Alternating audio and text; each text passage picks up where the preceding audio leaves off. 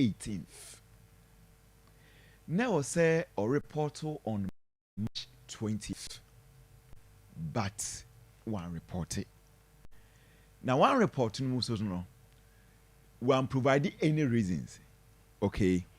Enti say obu school mrane so a die sinese school twa so.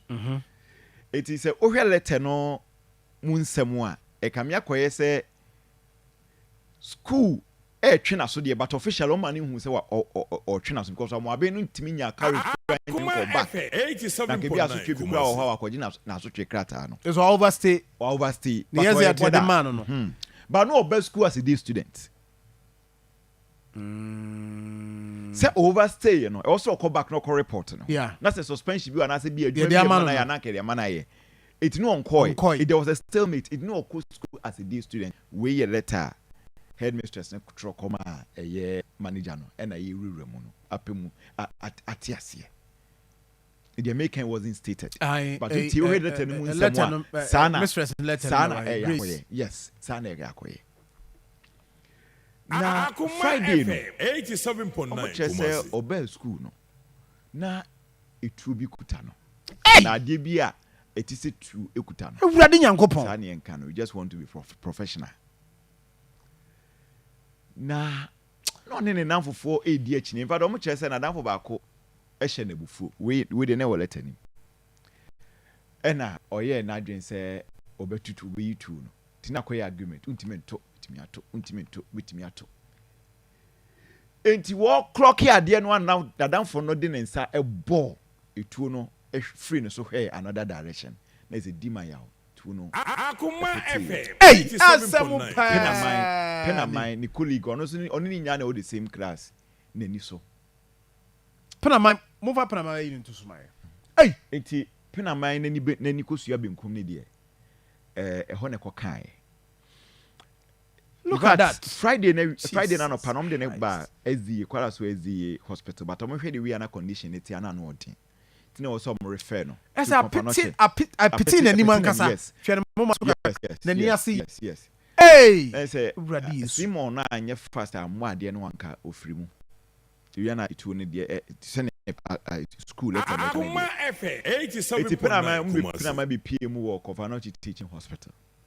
Mkona de na nia in fact as that anajo 10-11 na menam ye Covenant Teaching Hospital nyame kwa akra ni ko ni madam nyane koy tina ine Covenant Teaching Hospital ha na ye hwe asiki bi hu pena man but ni nipa akra ho de but enye obi ane na nkasa even though na ye confirmation say ya ni ya confirmation say ho iti anajo na no omu gina so ye ni multiple surgeries e wo nani no se de minti min kase bia nani no ayeye ne left side no na yeye anase ye but ye pompa ye say 87.9 mo kai Kofi Adoma de no ase Kofi Adoma de no bi pepepepe se Kofi Adoma de no ba ko ne say ye no ene ko ka the other one no sa nani eni no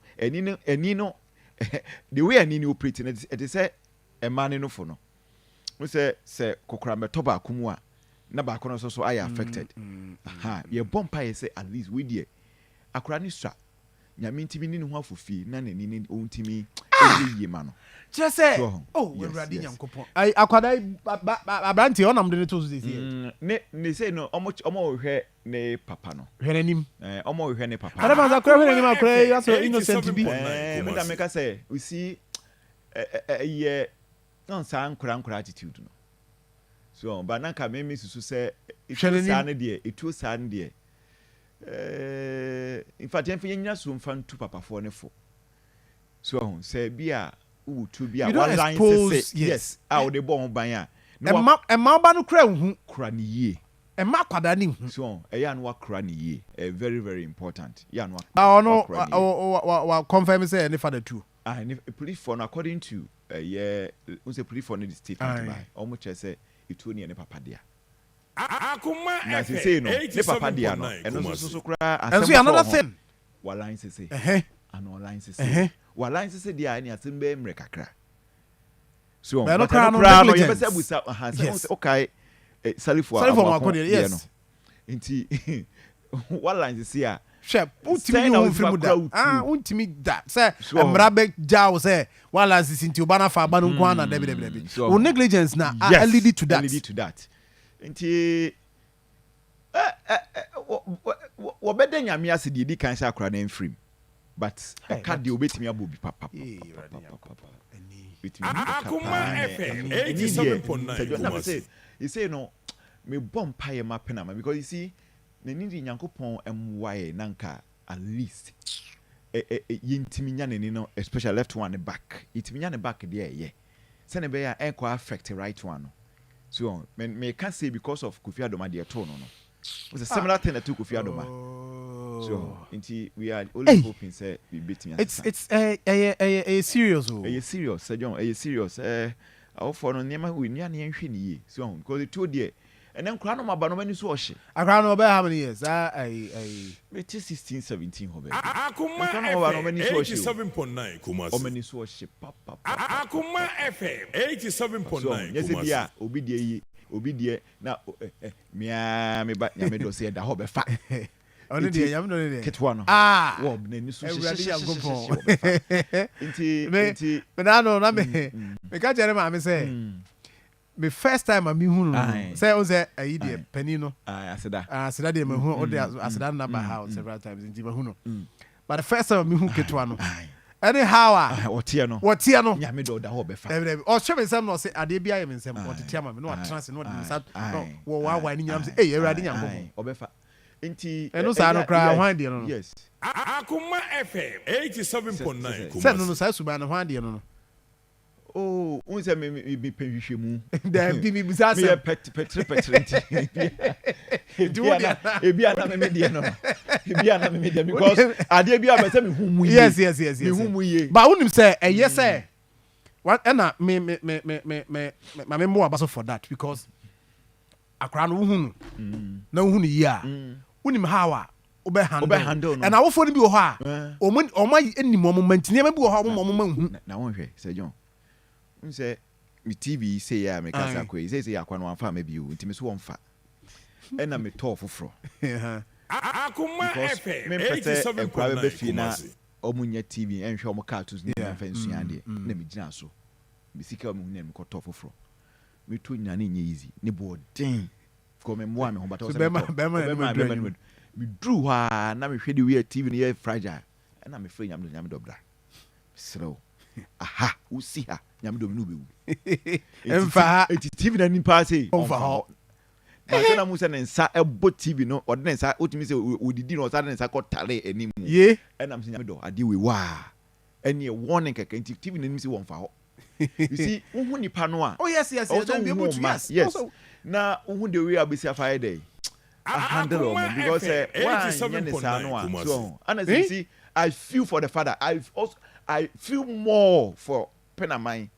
a parent, yes. And I also feel, and you're more sad for a year. I'm being father, but I'm concerned.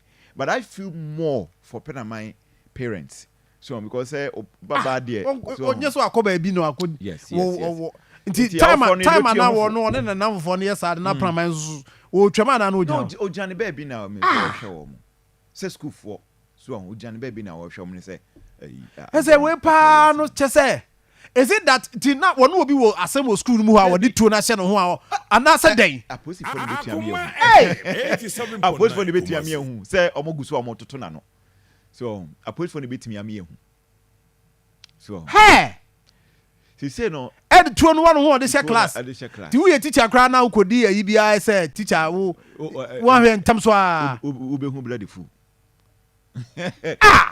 but you say John she no home fifre ne you see for me encourage let me my fan that way papa no na was en kototo ne mayi so say John we 16 years obaya menka so ni batiti o okum bia so on ba we dey see kra ka so under age nyame de no edikan so nyame de ni dikan ko bible ne se kira kra no akwan fa nya we from but wo pani no wo papa no so wo papa ne maame no wo so wo ye fese asudi wo behwe se o ma no da bia o mo nam so wo so ye ni koy ma no honestly ye ni de wo so e konkra no ho yɛni wɔ sɛ yɛni kɔnkora no ho papapapapa Evans ma ɔda ma mentwa me ho mmra na me ba na afei yɛhwɛ deɛ ɛkɔ so ɛwɔ yɛbɛhɛ politics kakra